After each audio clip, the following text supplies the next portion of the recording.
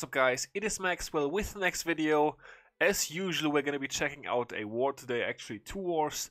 Then I'm going to be replying to you guys' comments. You've been commenting a bunch, so many comments, really crazy, definitely very fun.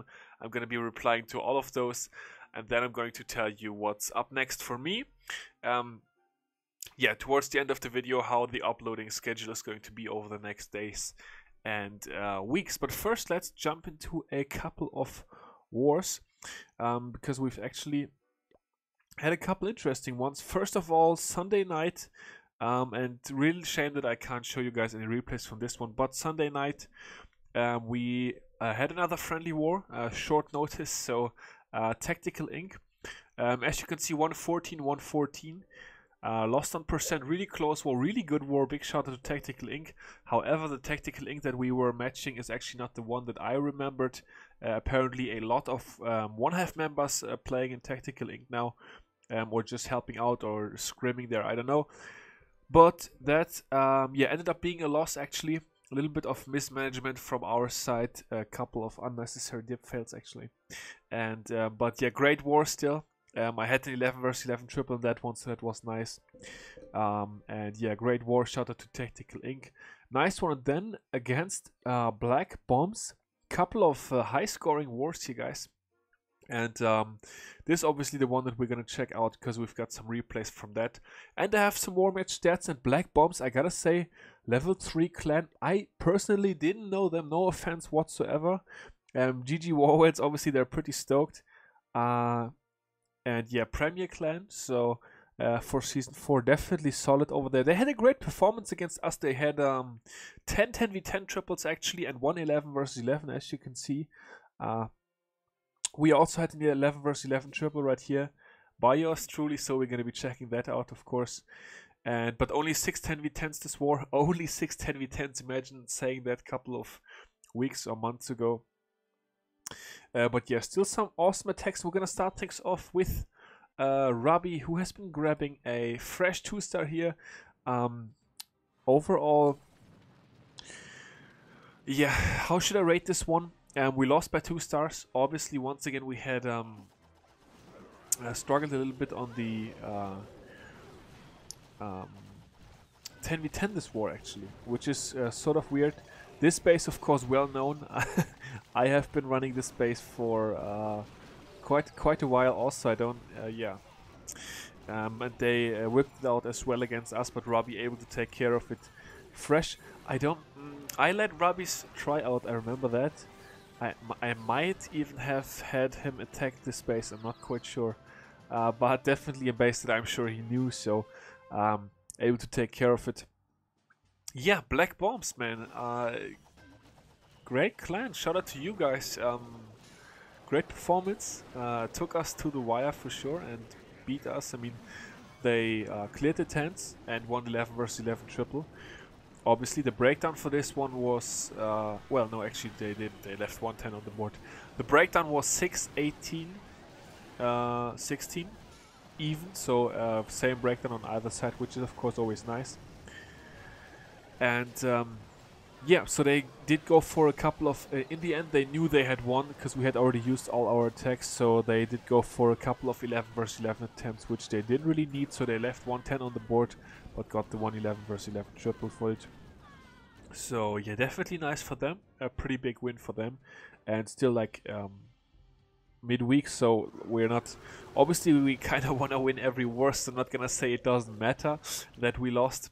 But yeah, good war. Not just things didn't go our way. We had a couple of on base number 4, for example, we had a couple of 11 vs 11 fails before we ended up 2-starring it. So really strange, couple of little hiccups. But yeah, let's check out my 11 vs 11 triple. This one towards the end of war, and also strange story about this base. It had been it was fresh for the longest time, and then we hit a 10v11. But Grinch came very close actually to 2-starring it, and I copied his queen walk actually, so shout out to Grinch for the queen walk for this one. And yeah, as you can see, rolling my recently favorite strategy, Nice funnel over here with a couple loons and a couple of archers, very cheap. My recent most favorite army for 11 versus 11s, which is the Queen Walk into Bewitch. And what my thought process with this one was Clan Castle Giants because of the Inferno Tower single targets. As you can see, I bounced down the Archer Tower there, which was helpful for the funnel. Then the wall break. One Valkyrie going in there as well, just to help out with the skeletons, because there's a witch in the Clan Castle. Giants doing some tanking, some distracting, and now they're actually already down. Yeah, Warden ability right there. Decent one, I think. Nice bowler bounces onto the bomb tower. All the bowlers going towards the core, which is nice because I had all that DPS there. And then usually I like to run one heal spell and all the rest rage spells, and then either 1 or 2 jump spells. Depends on how much you need, and at this point I was feeling pretty good already. Second Inferno Tower was a bit of a worry, but the bowlers, that's why I popped the king ability so early as well. Just to have some distracting barbarians and not get the king targeted. But yeah, felt pretty good. I still had the rage spell in the back here. I didn't really know where to use it, so I thought, well, as long as I still have many troops left alive, I'm gonna use it right now to get the most value out of it. And the bowlers and witches, they smashed their way through. At this point it was of course already all about time. And guys, check out the Queen AI here for once. It actually helped. Queen going through a wall. Well, I guess this barracks is closer than the air defense was, so Queen going through the wall there and taking care of those buildings. And yeah, let's go ×4. As the rest is only cleanup. Queen ability still in the back. Maybe could have swagged it, but decided to just pop it to not make it any closer on time. Make it a bit easier on my clanmates' heart rates, you know. And yeah, nice triple for me. Then we have got 14. And as we watch the 10v10 triples, guys, oh, by the way, shout out to Yo-Yo. Yo-Yo is back. He's been taking a break. As you guys maybe heard in my last video, I think I said it, that he and Hugo were taking a break. Looks like Hugo is not gonna come back, but Yo-Yo is back for sure. Has fun again, and 6-packed actually in his comeback war, so great job to him. Obviously gonna have to check it out. Using some Hawks, he's changed his opinion on Hawks, now he likes Hawks.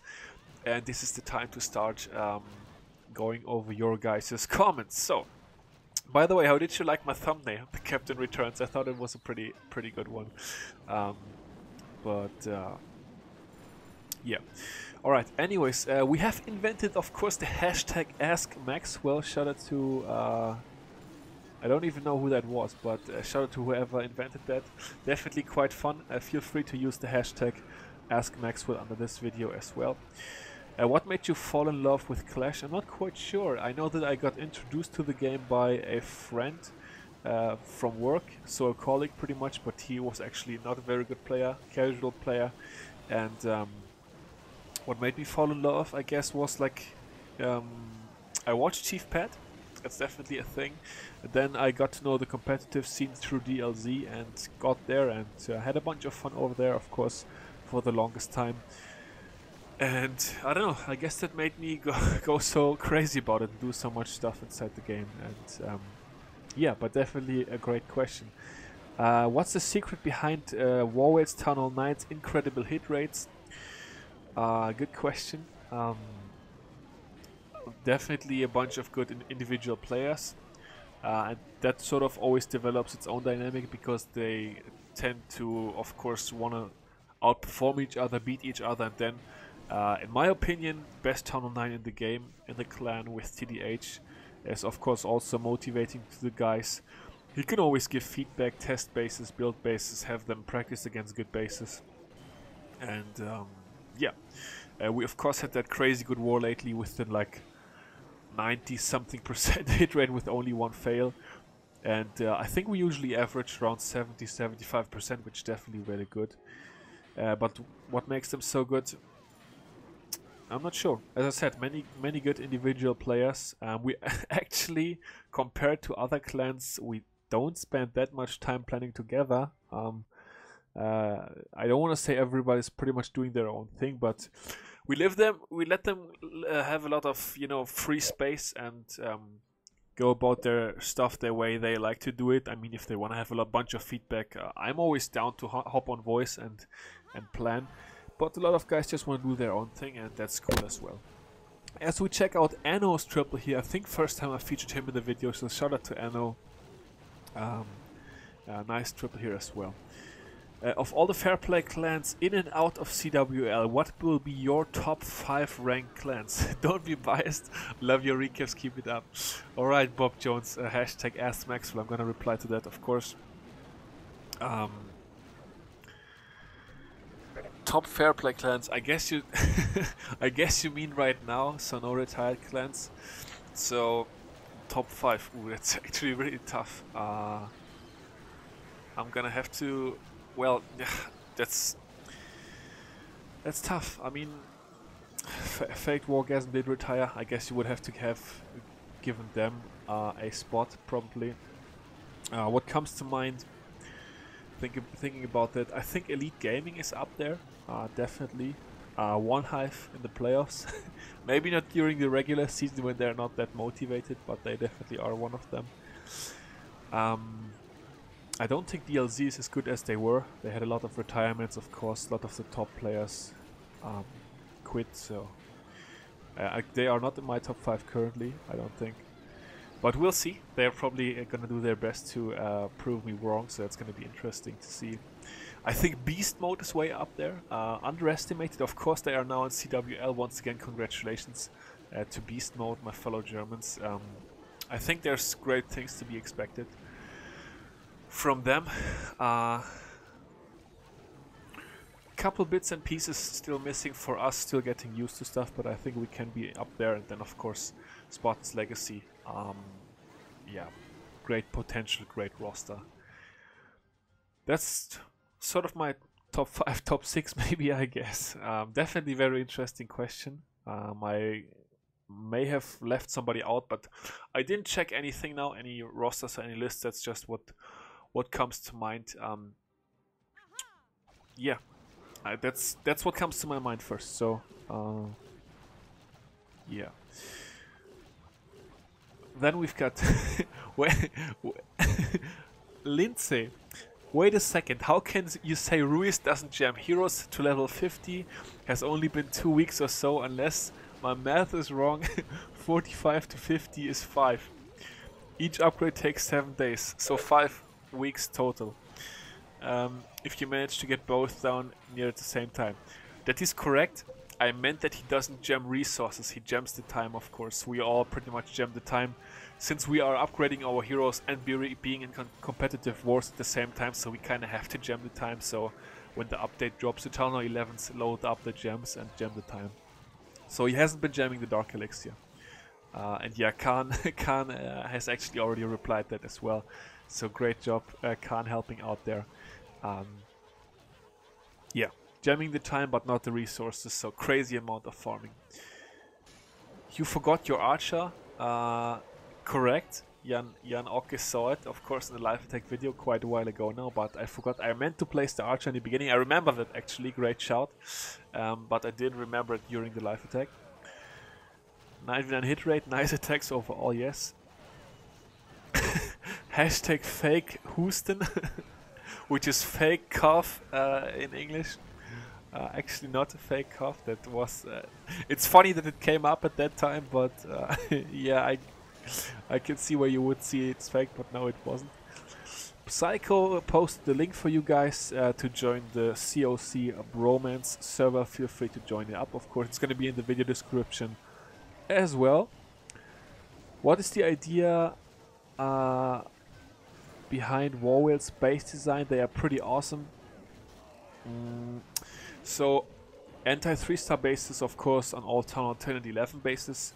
The idea is, of course, always to defend against the main meta attacks, which in this case today is like Hawks probably, Loons still.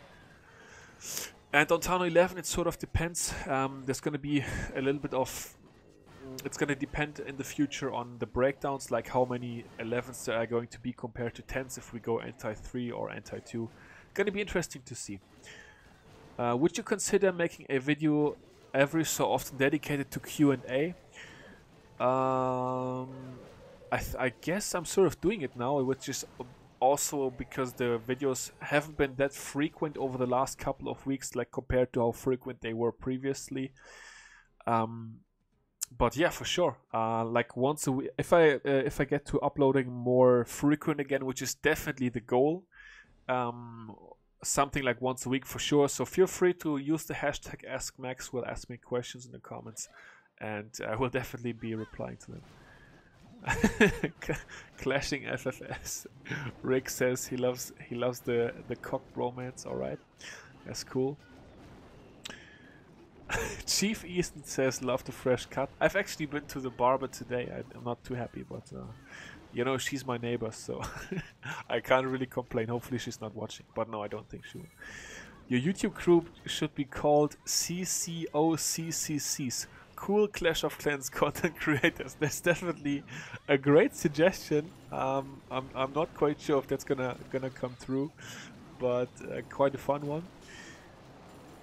If there's only one thing you could say to make a good player into a great player, what would you say?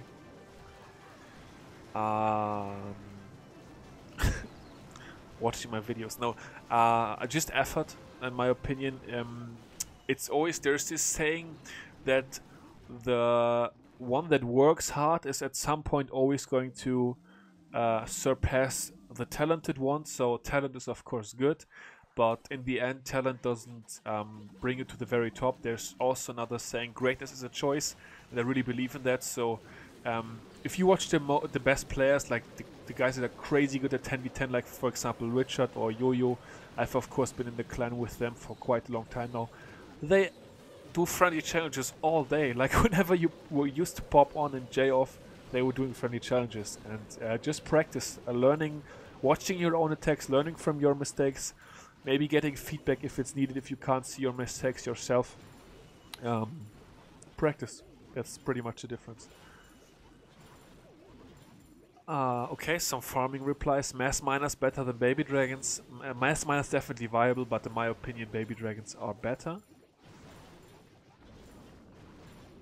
200k dark elixir a day with mass miners, yes. It's also possible with baby dragons. What else do we have?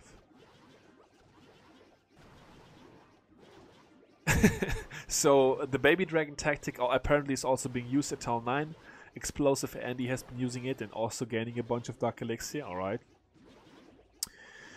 Marmalade says do a video with Queen Charge, Giants, Wizards, Bolas. On every Town 11 high 2 stars or 3 stars. But you gotta yeah, think a lot on how to attack and stuff, so yeah, that's a lot more effort. I can definitely make a video on that, good idea, but I wouldn't be using it for like farming all day. Sometimes it's of course fun to switch it up, do something different here and there, but I wouldn't be farming all day with that. Captain's back after a long time. Yes, for sure, Jay, I'm back. And the captain is actually going to be recording tonight, because the captain is going to be... we're gonna get to that, stay tuned towards the end. Bullet Punk answer have no life. I'm not sure what you mean, but consider your comment answered. Short video, 16 minutes about farming. I guess I sort of got into it, yeah. Psycho says, farming video, what is this? Yeah, almost 2 million dark elixir to farm is pretty intense for sure. That's definitely a thing. That's what you need to do, you know? CWL invite Town 11, gotta have that max offense. Why don't you make a base building video about the new Town 10 with meta change? Good idea. I guess I could do it. We have of course been building bases in the new meta, but it's not that... it's harder to defend, of course. And I would have to get one of my base builders, or one of our base builders I should say, for that, since I am not a Town 10 base builder myself. Of course I see a lot of things, but I don't build myself, so maybe we can do that in 1 or 2 weeks. There's stuff coming up, I'm gonna talk about that, as I said, in a couple of minutes, so I'm gonna keep it in mind for sure. Can I come visit your clan? Unfortunately not at this time, pretty busy these days, so Navid, I appreciate your comment and your request. Yeah, under the Bangladesh video. Wow, that's so long ago too. But very cool that you've been watching that. But currently I don't visit clans where I don't know the people. Like, it's quite time consuming to like visit people and make a good video about it, a video that I would be happy with. So that's why I'm not really doing it at this time. But yeah, appreciate your request for sure. As we are watching Stu right here with actually the last of the 10v10 triples that we are gonna watch today.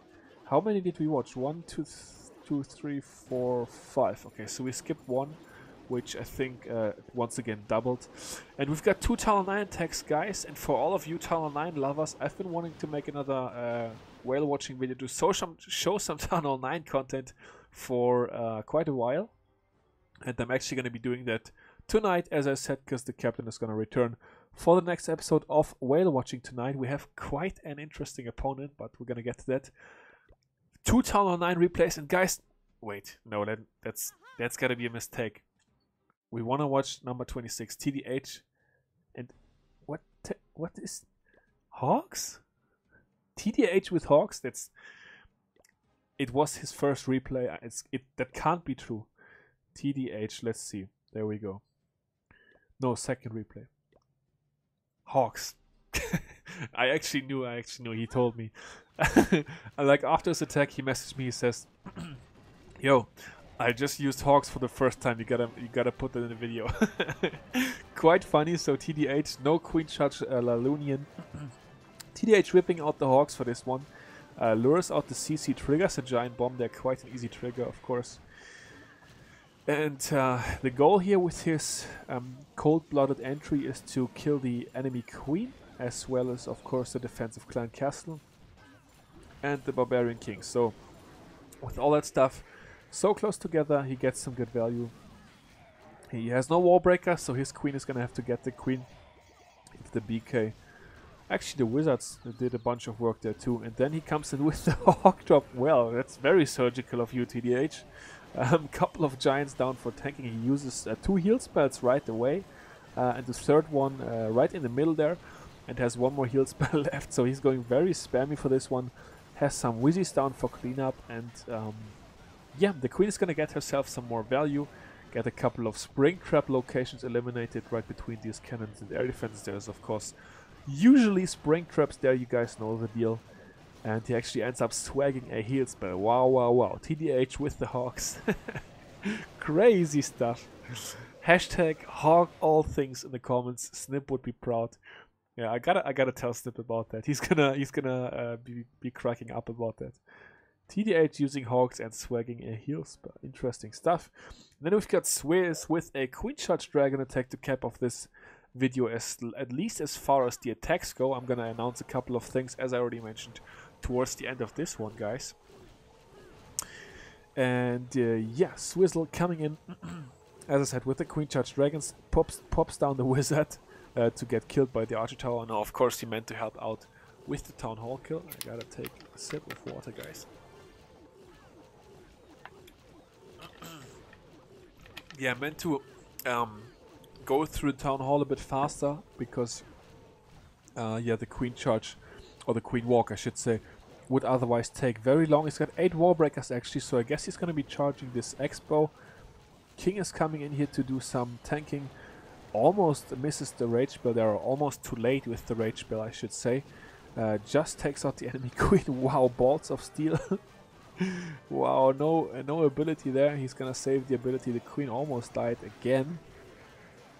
Poison spell down, 2-point defenses and the defensive CC. Now he's gonna use the ability. King is doing his thing, clearing some nice trash, so the Queen is gonna be forced to go in here, and he's gonna be using some more wall breakers. Is he gonna use them here? No, okay, he's gonna be breaking that middle. He's gonna attempt to break that middle compartment. There goes the Rage Spell. Ooh, clutch Rage Spell. It's actually going to allow the wall breaker to open up that wall, but then the dragons come in. He's probably gonna have a Lava Hound in the CC to take out the 2 air defenses that are going to be left standing back end. The Queen is meanwhile doing work, setting up beautiful funneling pathing here for the dragons, taking out the Wizard Tower, of course. Now she's going to engage actually 2 cannons and the Expo, which is quite unfortunate. Here comes the Lava Hound with 5 balloons, They are going to be taking out these last 2 air defenses. Queen survives with a slither of health, takes down the last air defense for this base, and a beautiful hit by Swiss. Queen now, of course, stuck on the wall, but it's all good. She got what she needed to get, and it's a beautiful triple for Swizzle Fresh Hit as well. So great job to him on a big C. And guys, I'm going to update you on the stats for this one more time before we get into my announcement. So 6 10v10 triples for us. We left 2 10s on the board. 10 10v10 triples for them. No dip fails either side. And 111v11 for them, 111v11 for us. Shout out to Black Bombs for the great victory. So 2 things, guys. First of all, I'm gonna be making a video tonight. Whale watching is gonna return, and it's going to be against One Hive. Random matchup. We're up 1-11. Gonna be a great war for sure. Breakdown is 5-19 for us and 4-19 for them.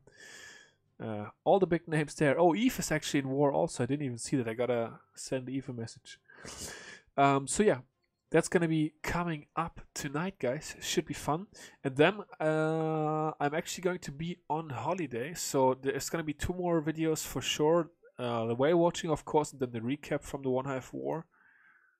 I'm gonna be gone from Saturday, January 6th to Saturday, January 13th. So I won't be able to make any videos between Saturday 6th and January 6th and January 13th. I'll be back on the 13th and then be making videos again from the 14th going forward. Great wars, of course, coming up with all that stuff. Placement wars, all that good stuff. And from the 14th forward, I'm hopefully going to be able to make videos more regularly again, more frequent uploads. That's the goal, and I'm going to make that happen. And yeah, as I said, thank you for the comments. It's been great. It's been very fun to be able to give some feedback to you guys, and of course also take your guys' feedback. So that's going to do it for today. Long video. Gonna put timestamps in the video again, in case you guys only want to watch certain parts. I guess I sort of made up for no uploads to yesterday and the days before.